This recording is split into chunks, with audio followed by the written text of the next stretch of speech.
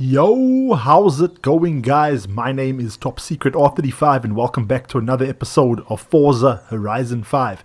So in today's video, I'm going to be showing you guys my epic Nissan Silvia S14 drift build over here. This thing is super smooth and it's super fun to try to hold tandems, you know, the tight drift zones, so on and so forth. So I've done a few things differently than to the normal drift tune that you'll download. So let me show you guys what this thing can do before we get started. So like I was saying, before we get into the tune, let me show you guys what this car is capable of. It's best to be used for those slow, tight drift corners. Oh man, it flipping rips so nicely. Like, holy crap, that was a good line. This is actually better than I was expecting to do while I'm doing some commentary over here. Now the thing is, I cannot take full credit for this because the S chassis is just an excellent flippin' drift car. I mean, people are using this in real life all the damn time to drift. Now the best part about this build, in my opinion, is that it's stock engine, just a built SR20. I don't have any swaps in this thing or anything like that. And honestly, it only took me about an hour to tune this car to be able to tandem and just have so much control like you just saw now, without the car ricocheting all over the place. And then one more thing I want to say, right? One more point I want to make. If you guys download drift tunes, right, off the storefront and stuff like that, just be very wary of that. Like, I made that mistake of thinking, oh wow, this looks great, this is going to be an excellent drift tune.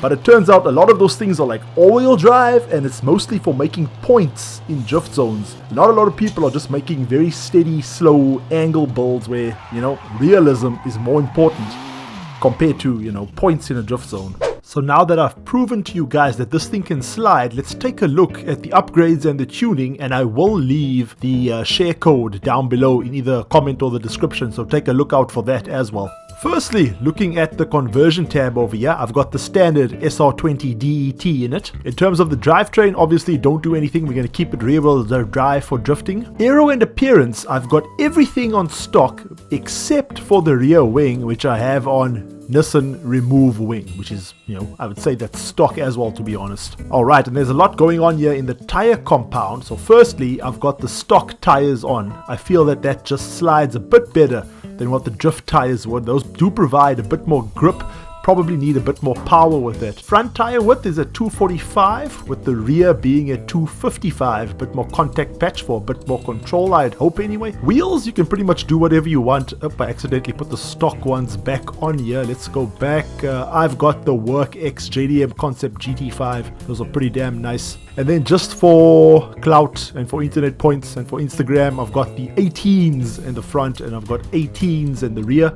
And then you want to have the upgraded track width on both as much as possible. In terms of drivetrain, same thing again, everything at race. Transmission, race speed. Just we're going to keep the same ratios, the same number of gears.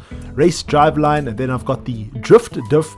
I don't know if this makes any difference to having any other diff that you can just tune. I've got the race brakes installed. I've got the drift suspension, of course. We have race anti-roll bars front and rear. And then we've got the roll cage in and max weight reduction. I think that this build is like right in between a complete angle drift build and like trying to be a Formula D car in itself as well. And then for the engine, I'm not going to go through every single one of these. I'll tell you guys off the top of my head that these are all race. And the built SR20 DET takes you to 649 horsepower. Quite a lot, upping the displacement to a 2.4 liter. Not as much torque, but yeah, you could have imagined that that was the case. So next, we are going to go to the tuning, but first... Oh, sounds so damn good. So I've left a lot of things like what they should be anyway. PSI front 27, rear 26. I've got the gearing like this, works just perfectly. Alignment only negative 0.8 at the rear, and I've got a slight toe out over there. Anti-roll bars I've left almost standard, I believe. Springs, ride height as low as possible, and then very soft, but not completely soft. And then same with the damping, I just went much softer in the rebound and the bump stiffness over here. No aero. Brakes, typically you want to reduce the force and put the pressure to the force to the rear and reduce the pressure a little bit. And the diff is 100, like it should be in a drift car if you ask me. So next thing we'll do is I'm going to show you guys a flippin' awesome little drift track, nice and tight one, that Stevie Wonder Kid showed me. And we can put this car really through its paces. Let's go take a look. So this is actually not the track that Stevie Wonder Kid showed me. That one is actually locked behind you having to have a convoy. I don't know why people do that, but anyway, this is Amaterasu drift track. There is the share code over there. I will put that in the description or in a comment, by AR27M. So let's check how this goes. So I forgot to tell you guys, I like my cars how I like my woman. Powerful. Alright, so rolling into the arena over here, you have two options once you come inside. You can take the shorter, more technical and tight drift course over here, or you can swing a left and do the longer route, which is my more favorite one. So let's start off with the more technical one. These have very tight corners, so I recommend second gear. If you have a lot of control, you might be able to get away with using third gear. So I'll just try to keep it tight and concise over here.